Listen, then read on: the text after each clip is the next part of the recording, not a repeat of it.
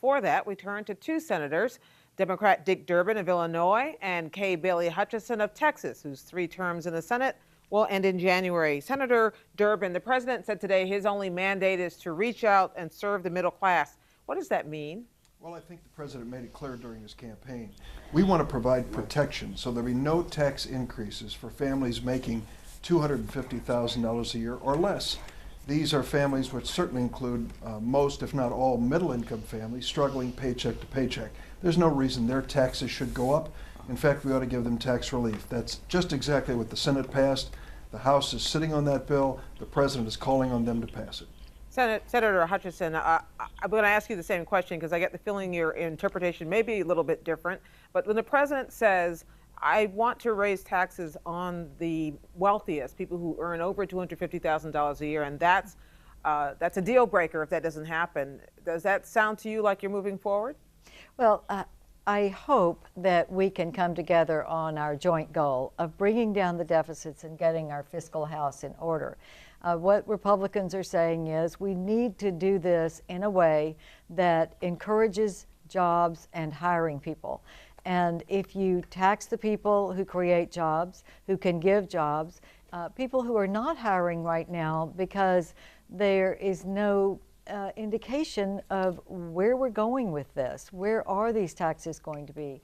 And I think we're in an economic sort of humdrum, and we need to show business people that they can count on low taxes. They know what their costs will be. They will be able to put more people to work, and then that will stimulate the economy and the buying of those people and create more revenue because people are working. That is our approach. Senator Hutchison, one of the things the president said today and has said a couple of times since the last election night was that the one thing Americans knew what they were getting when they voted for him was this, to keep this promise to not extend the Bush tax cuts. Are we on the same page here? I don't think so. I don't think that that is what people voted on. I think he was honest about saying he wanted to raise taxes on the rich. That's what he said in the campaign, and he is trying to be honest about that. But I don't think that that's why people voted for him. I think people voted for him because they believed he would help the middle class, and they know that jobs are scarce, that we have almost an 8% unemployment. And I think what they want is for him to fix this. And what we want is for him to fix this with our help and in a way that will be pro-growth and pro-economic vitality. So Senator Durbin, help me here. How is what is being said up in Capitol Hill today, which everybody says we're going to work together, we're going to compromise, how is that different from where we left this play last time we were sitting in the audience? We are edging closer to the cliff. How? December the 31st is the deadline. On that date, there will be dramatic changes in the tax laws as they affect middle-income and upper-income families.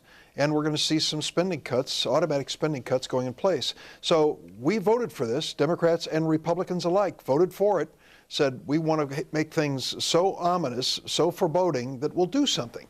I think that's going to move us to action. What the president has said, the first move should be protect middle-income families from a tax increase.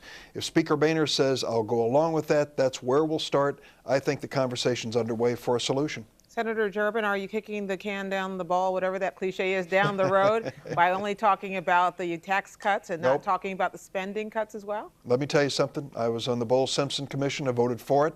The bipartisan commission that included spending cuts as well as revenue increases.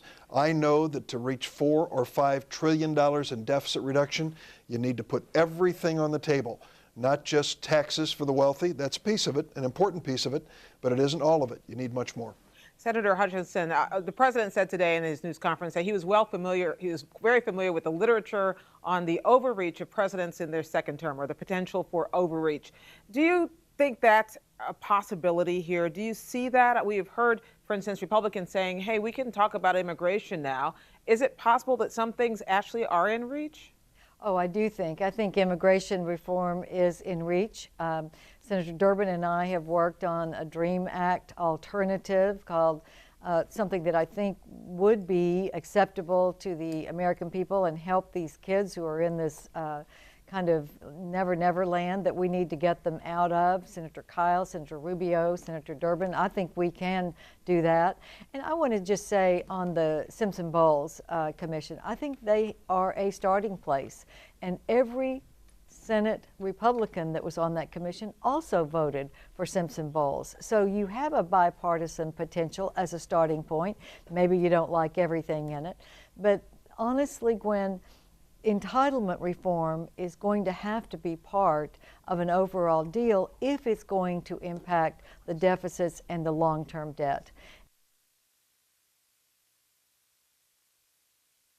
Could entitle, then we would be, because I think Republicans will certainly come to the table if we have a fair tax system, and also we know that the cuts in entitlements that must be made will be made. You know, it's actuarially, Social Security can't hold the way it is now, and we all want it to. I would love for both of you to take a whack at explaining to our audience, starting with you, Senator Durbin, what is different now than was different before the election. And a lot of what I'm hearing, including the gauntlets being thrown down about the president's potential choice of secretaries of state, it sounds like people are digging their heels in opposite corners. And I don't see things coming together. Am I missing something? Well, the folks that are trying to hit a new crescendo when it comes to political rhetoric weren't listening on November the 6th. If there's one thing that was loud and clear across America, people are sick of all of these political gymnastics. They want results, and they're hoping that Democrats and Republicans will work together. What has changed? Well, the American people have spoken, and under our system of government, a democratic system, small d, that's an important historic milestone. The president prevailed. He won the majority of the popular vote and an overwhelming majority the electoral vote. And secondly, we face a deadline with the cliff on December 31st. I think those are the two factors that should move us toward working toward a compromise.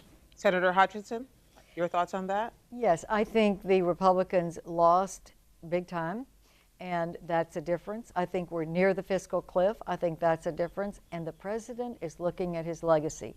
And the president can step up to the plate now and be the leader that brings people together. That's what he promised in his first campaign. It has not happened. Now is the time, with his legacy before him, that he can lead. Put something on the table, and let's start working on something that is a proposal from the president that Congress can then begin to go back and forth with him on. Senator Kay Bailey Hutchison, Senator Dick Durbin, thank you both so much. Thank you.